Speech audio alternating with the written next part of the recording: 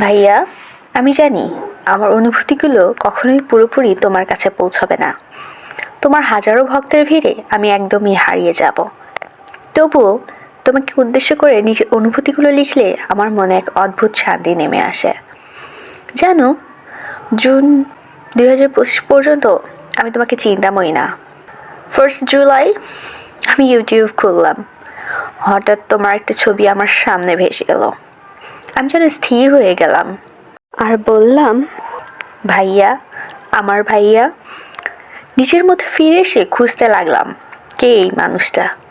পরে জানতে পারলাম যে যাকে আমি ভাই বলে ডাকছিলাম তিনি হলেন কিম তায়ং, বিটিএসের একজন সদস্য।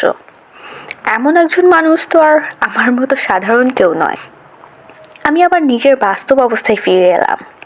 মন বারবার বলছিল, তুমি কি এত বড় একজন মানুষকে ভাই বলে ডাকবার যোগ্য? এই কথাটা বারবার মাথায় ঘুরতে লাগলো। আমি শান্ত থাকতে পারছিলাম না।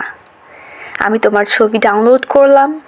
যখন ওই ফোন হাতে নিতাম, চুপচাপ কোনো কোণে গিয়ে কেঁদে ফেলতাম। বারবার বলতাম, ভাইয়া। আমি নিজেও জানি না কেন, কিন্তু তোমার মাঝে আমি আমার হারিয়ে যাওয়া ভাইয়ের ছায়া দেখেছি। আমার মনের গভীর থেকে একটা ইচ্ছে, একদিন তোমার সামনে দাঁড়িয়ে তোমাকে ভাইয়া বলে ডাকবো। যদিও আমি জানি সেটা কখনোই বাস্তবে হবে না আমার পরিস্থিতির জন্য। তবুও ছোট্ট একটা আশা লুকিয়ে রেখেছি। হয়তো কোনো একদিন আমি সত্যিই তোমার সামনে দাঁড়াতে পারবো আর বলতে পারবো, ভাইয়া, আমি তোমাকে অনেক ভালোবাসি ভাইয়া। একটা কথা আছে, পাগলের কল্পনাতেই নাকি তার সুখ লুকিয়ে থাকে। ঠিক তেমনই লাগে আমার।